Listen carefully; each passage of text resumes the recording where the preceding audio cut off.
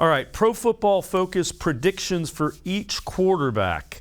And for Baker Mayfield, most likely to ball out when not targeting the wide receivers. The PFF grade when targeting wide receivers, 79.7, 21st among qualified quarterbacks. When running backs are targeted, 66.1, 13th among qualified QBs. And when targeting tight ends, 78.5, 11th among qualified quarterbacks. So when you look at it, it again, it gives you some data, some analytics data that shows you the Browns and Baker Mayfield are struggling to get the ball to the wide receivers.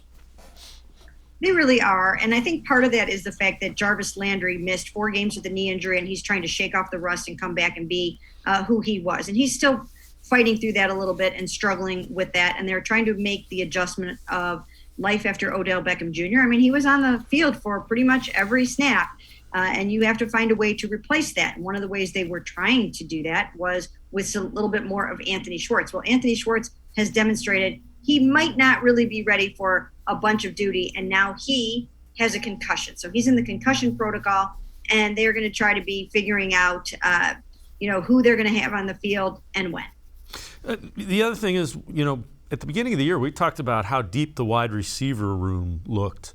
You could say this about a number of positions. It looks like they've gone through that depth pretty quickly. They're, with basically Donovan Peoples-Jones is the only guy that hasn't had some form or fashion, and Rashard Higgins, who we'll get to in a minute. But those two are the only two that haven't been banged up in some way, shape, or form. Well, Donovan Peoples-Jones did have the groin injury, and he did miss a game with that, but he came back pretty strong and caught a 60-yard touchdown pass against the Bengals in his first week back. So it didn't impact him for the long term, so that was good.